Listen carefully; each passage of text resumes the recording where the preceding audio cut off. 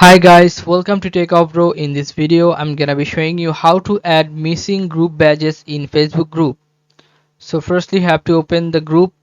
Then you can see on the left hand side, go to group settings. Click on group settings. Then here you can see, scroll down a bit and you'll find here badges. This one, badges.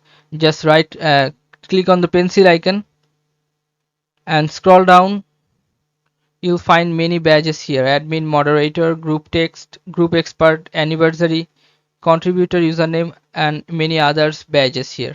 Or if you want the special badges, you have to go to this option, scroll down, and you'll find add features. Click on add features, and then you'll find here badges. See all.